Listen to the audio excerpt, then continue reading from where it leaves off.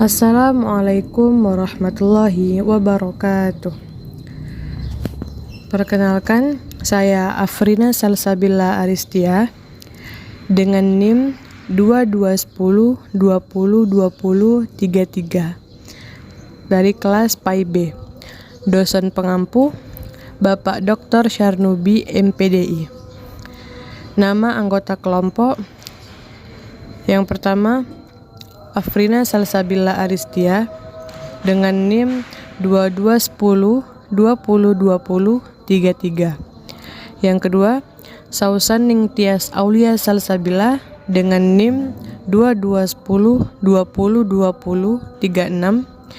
Yang ketiga, Yopita Sari 2210202048. Baiklah, saya di sini akan menjelaskan materi yang berjudul karakteristik dan metode filsafat.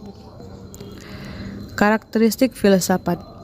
Filsafat merupakan salah satu disiplin ilmu yang sangat mendasar sehingga semua disiplin ilmu yang lain akan membutuhkan pijakan filsafat. Karakteristik filsafat mempelajari ilmu dari sudut pandang filsafat berarti mempelajari ilmu secara mendalam untuk menemukan esensinya. Karakteristik dasar filsafat menurut John Hendrik Raffar ada 5 hal. Yang pertama, berpikir radikal. Berpikir radikal adalah karakter utama filsafat, karena seorang filosof berpikir secara radikal sehingga dia tidak akan pernah terpaku pada fenomena suatu entitas tertentu. Yang kedua, mencari asas. Mencari asas paling esensial dari semua realitas, yaitu berusaha menemukan sesuatu yang merupakan esensi realitas.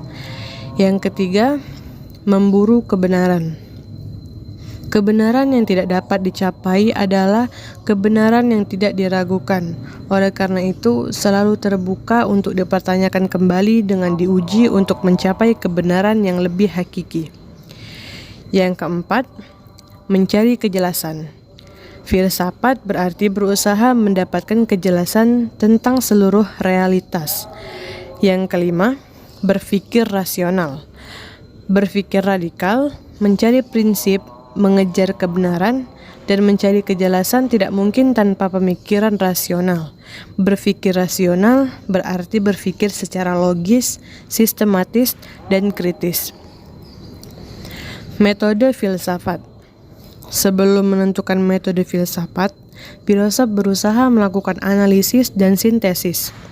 Analisis adalah pencarian, perincian istilah-istilah atau pertanyaan-pertanyaan ke dalam bagian-bagian sedemikian rupa, sehingga dapat memeriksa makna yang dikandungnya. Sedangkan sintesis mengumpulkan semua pengetahuan yang dapat diperoleh untuk menyusun suatu pandangan dunia. Adapun 11 metode yang khas dan sering digunakan dalam filsafat yaitu metode kritis, metode intuitif, metode skolastik, metode filsafat, metode geometri, metode transendental, metode fenomenologis, metode dialektis, metode neopositivistis, metode analitika bahasa, dan yang terakhir, metode empiris. 11 metode yang digunakan dalam filsafat. Yang pertama, metode kritis. Metode ini bersifat analisis terhadap istilah dan pendapat. Yang kedua, ada metode intuitif. Metode ini dengan jalan introspeksi, sehingga tercapai suatu penerangan atau pencerahan pikiran. Yang ketiga, metode skolastik. Metode ini dengan bertitik tolak dari definisi atau prinsip yang jelas, kemudian ditarik kesimpulan. Yang keempat, metode filsafat. Segala pengertian yang ada kemudian ditarik secara parsial, sehingga diketahui secara jelas.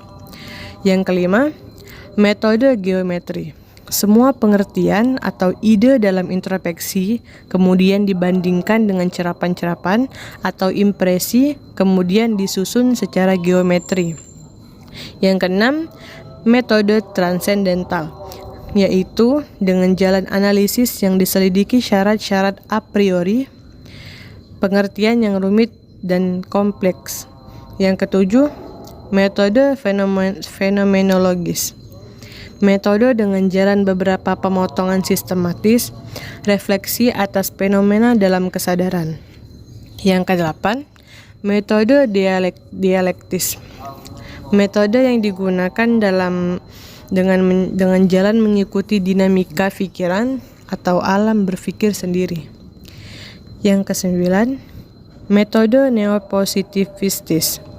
Menurut metode ini, kenyataan dipahami menurut hakikatnya dengan jalan menggunakan aturan.